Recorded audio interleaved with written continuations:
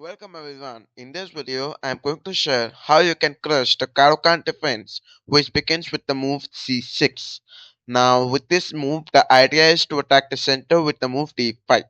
Over here, what black is doing is, black is pushing the pawn, which is allowing you to take the center of, take the control of center.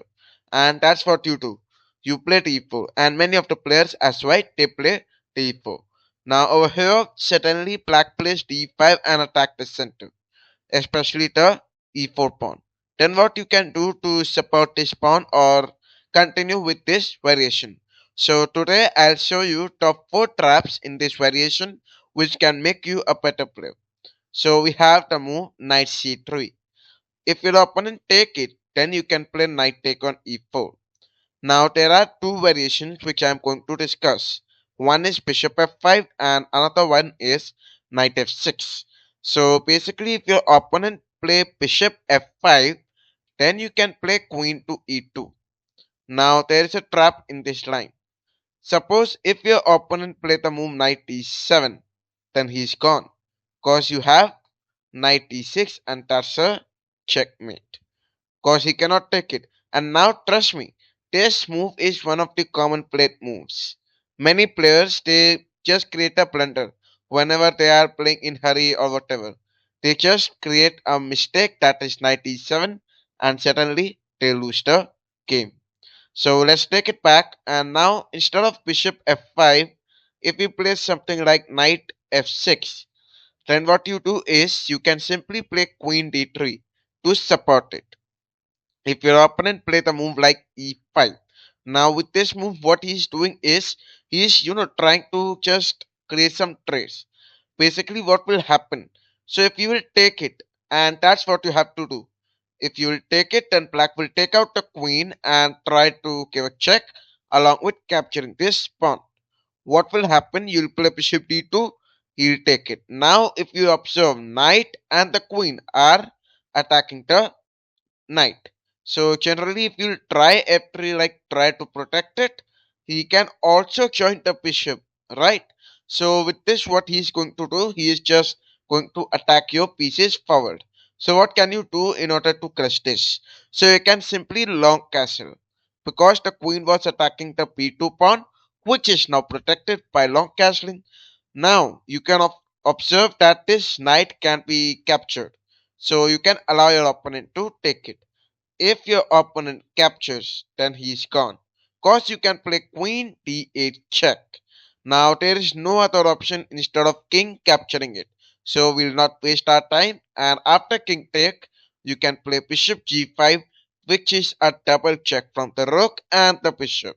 So generally if your opponent play king here, then bishop d8, that's a checkmate. If your opponent play the move king e8, then rook to d8, that's also a checkmate. So this is how you can crush the CARO-KANN defense within 11 moves. So let's take it back and let's have another variation on the board. Now this time we are over here. Over here if we observe, this is your position. Now we played the move d4. Instead of d4, there is another variation which you can try, and that is knight to f3. So generally what happens if you play knight f3? So basically with the move knight f3, you are allowing your opponent to play d5 such that you play knight c3.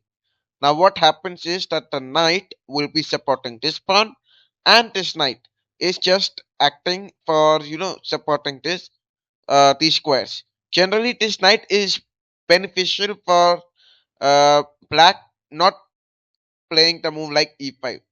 It avoids black to play e5. That's it.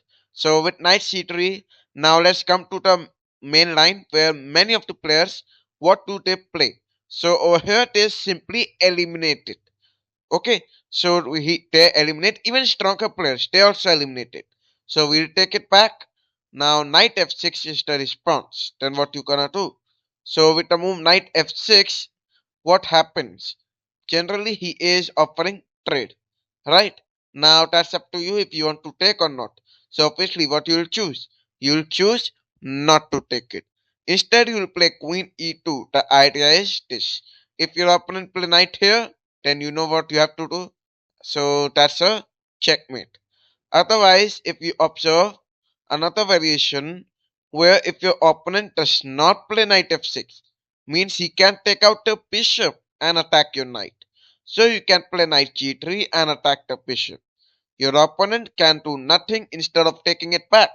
You can play h4, idea will be to play h5 and attack the bishop. If your opponent play x6, you play knight e5. Generally, you will be attacking the bishop and this pawn. Now, if he plays something like knight f6, then you can take. After he take, it is going to create some weakness, right? So, bishop x7, you play queen x5, which is a great move, because that's threatening a mate. Now, the most common response is g6, where what you have to do is you have to forget the queen and play bishop c4. If your opponent take it, then congrats, that's the 10th move of the game where you won this game. So this is how you can crush the CARO-KANN defense with this two knight attacks. Now let's have another variation, and this time instead of knight f3, we continue normally d4. He played this knight c3, he take. We go with knight take on e4. And then your opponent plays the move knight f6. You play knight g5. Idea is the alien gambit. So generally, if your opponent play x6, and that's the common move, what you do? Sacrifice the knight. If your opponent take it, then what you do is knight f3. Now, the most common move that many players as black they play is bishop to g4. And congrats, knight e5 check, and then he moved the king anywhere where you can simply eliminate your pieces and so on. This is going to be a very easy win for you, because what happened is black loses this castling ability, all your pieces become developed, and that becomes very easy for you to win the game. So if you enjoyed this video, do like the video and thanks for watching.